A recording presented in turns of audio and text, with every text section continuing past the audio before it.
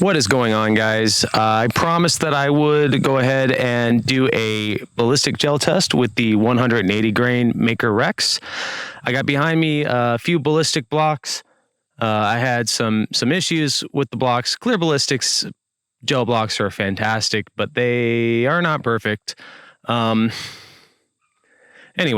on with the test. I'm going to shoot at 50 yards. I'm going to shoot at 75 yards. I'm going to take that out to 75 yards. That's the limit of what I would say that you should be shooting an animal with this because of the way that the drop is.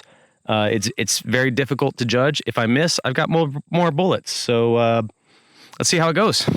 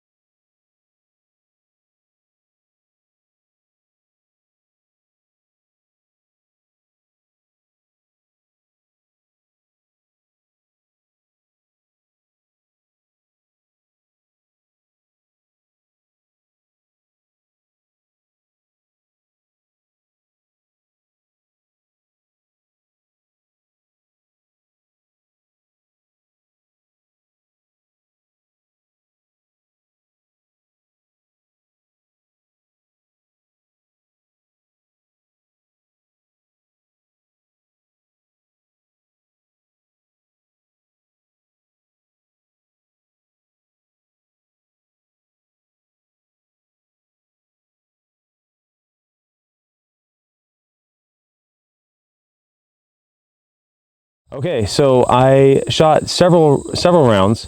I'll explain to you what I shot. First, I shot a 50 yards. I shot the 180 grain Maker, and that put us right at the end of this 16-inch block. So that put us right at the end of this 16-inch block. The next two rounds that I fired were at 75 yards. And I shot them twice, one after another, just to show the consistency of this bullet. So I shot two 75 yards. You're going to see them stacked right one over the other.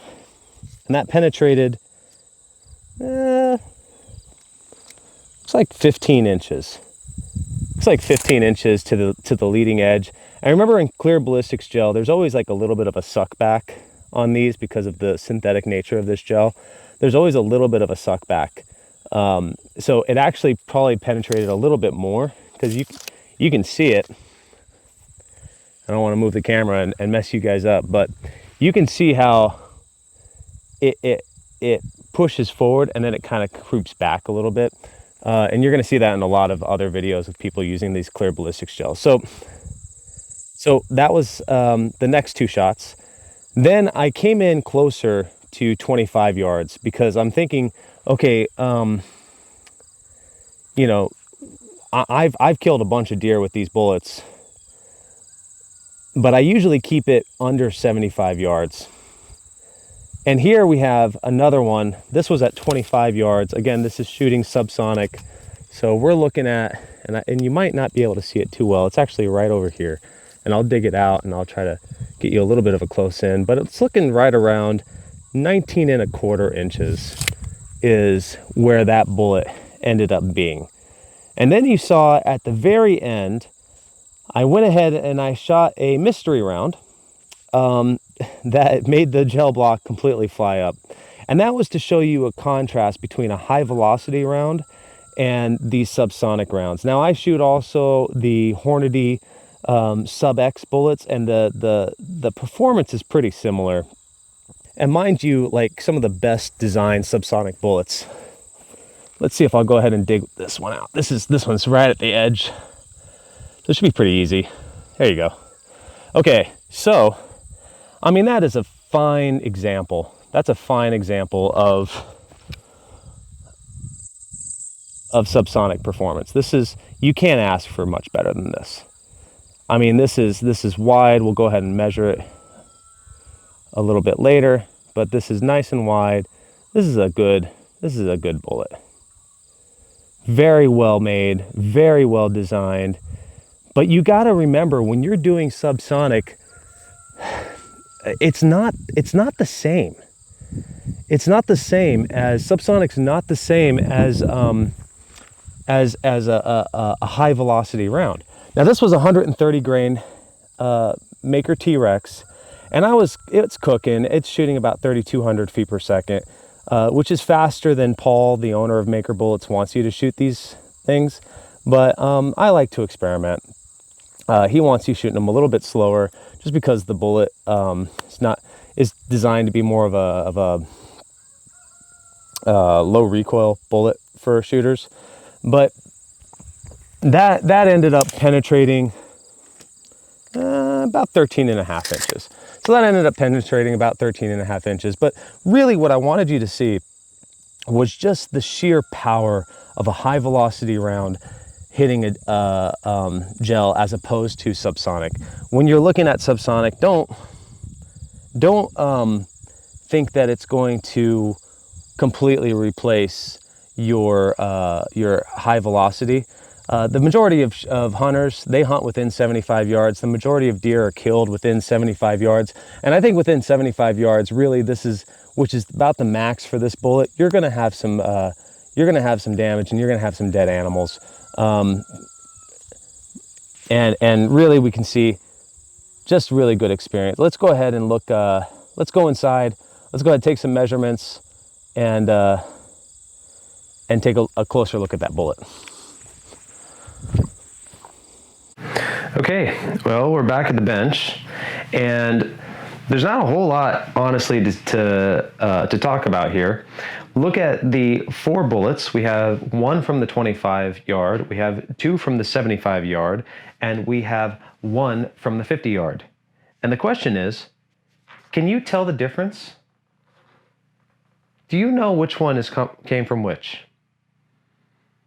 I know which ones they are, but do you? No. You're not going to see a difference in each one of them.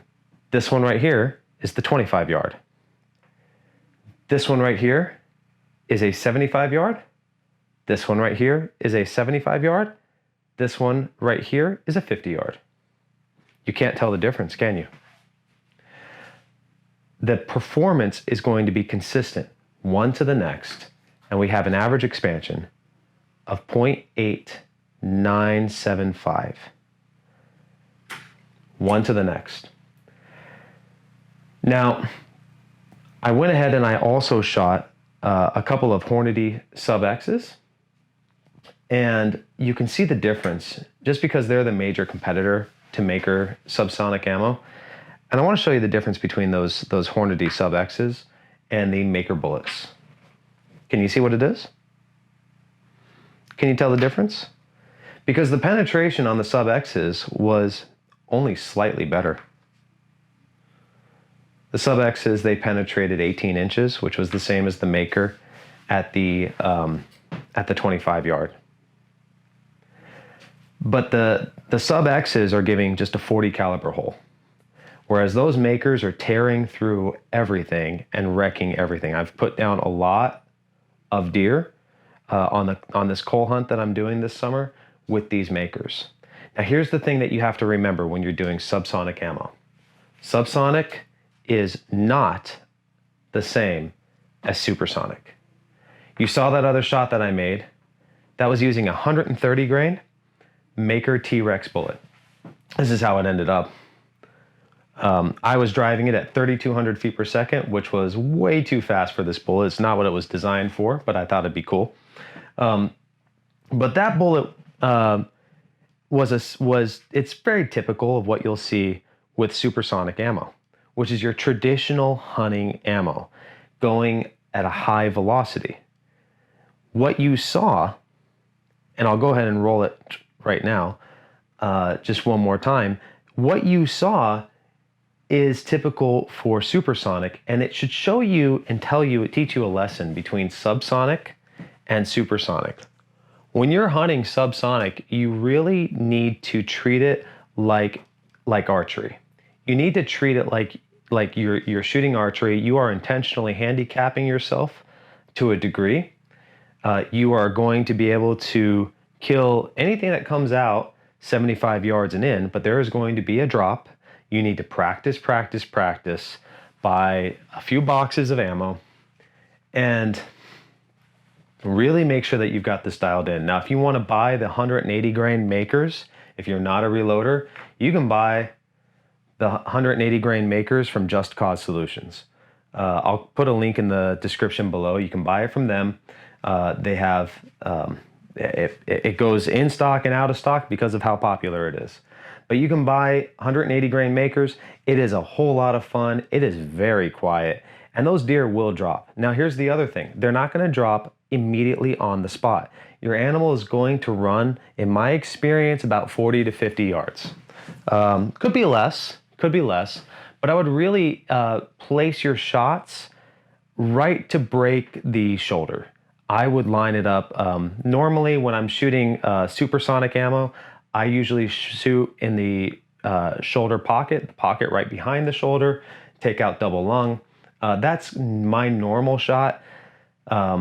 But if you're shooting with a supersonic or subsonic bullet, I would recommend shooting in the shoulder and actually just breaking that shoulder plate. That deer is going to drop a whole lot faster than if you had shot in the pocket behind.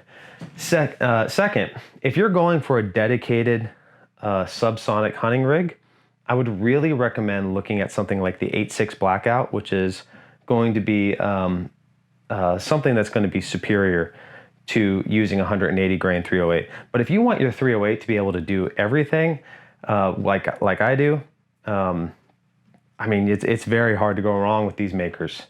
These makers are impressive bullets. They are very high quality. They're well made. Yeah, if you have any questions, go ahead and drop them below.